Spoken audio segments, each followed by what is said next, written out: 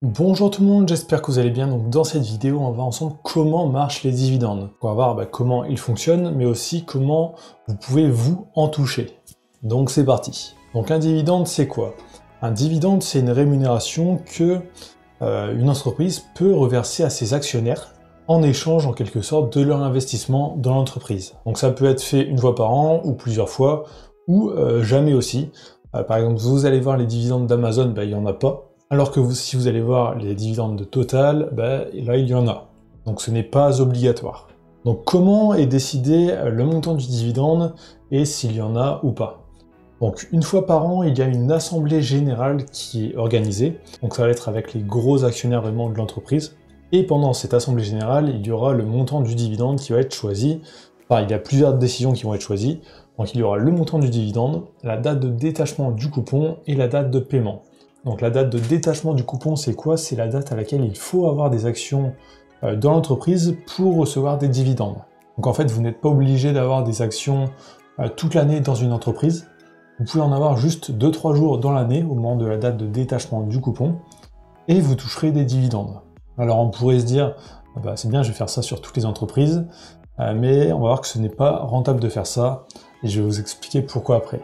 Donc on va voir un exemple avec les dividendes de AXA en 2019 sur les bénéfices de 2018. Donc c'est toujours sur les bénéfices de l'année d'avant. Donc la date d'assemblée générale était le 24 avril 2019.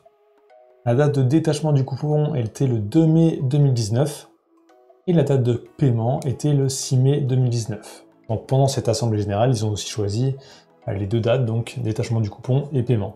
Et ils ont aussi choisi le montant du dividende, donc 1,34€ par action. Donc l'action au moment du détachement était à 23,68 €, donc ce qui fait un rendement de 5,65%. Donc on va voir un peu qu'est-ce qu'il s'est passé au moment du détachement du coupon.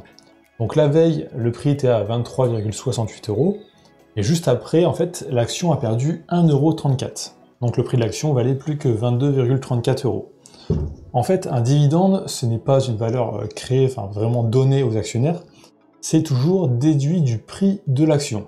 Donc là, par exemple, ils avaient choisi un dividende de 1,34 €. Donc au moment du détachement, l'action a perdu 1,34 €. Donc en fait, si vous achetez juste avant pour toucher des dividendes et que vous les revendez juste le lendemain, vu que l'action aura diminué, vous ne gagnerez pas d'argent, ça reviendra à rien.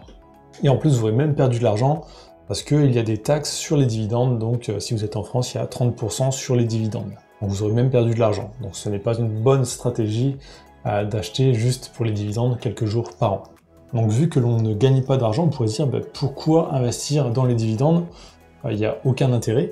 Mais en fait l'intérêt c'est de pouvoir justement récupérer une partie de son investissement un peu tous les ans. Bon bien sûr il faut bien choisir à l'entreprise, il faut choisir des entreprises qui reversent des dividendes régulièrement, mais aussi qui est plutôt en bonne santé, donc que le cours de l'action va augmenter aussi. Donc comme ça pendant plusieurs années on va toucher des dividendes, et le jour où on veut arrêter notre trade, on peut revendre l'action et encore faire des bénéfices sur la revente. Donc les stratégies de dividendes, c'est vraiment des méthodes long terme. Donc ensuite, comment trouver le montant des dividendes? Alors vous pouvez voir les montants des dividendes précédents sur votre courtier en bourse, donc celui que vous utilisez, par exemple eToro, vous allez dans statistiques et vous pouvez voir le dernier dividende qui a été reversé, donc là 2,64, et là par exemple sur Boursorama, je vais vous faire voir aussi.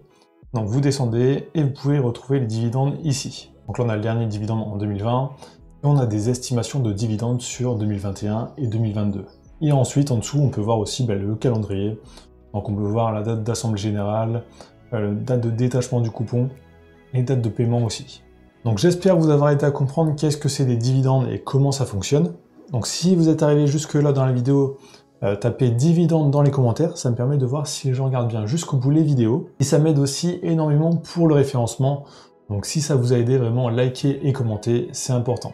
Donc si vous le souhaitez, vous pouvez aussi aller voir mes autres tutos sur la bourse, directement sur la chaîne, donc je fais plein de tutos gratuits. Donc likez, commentez, abonnez-vous, et je vous dis à très bientôt.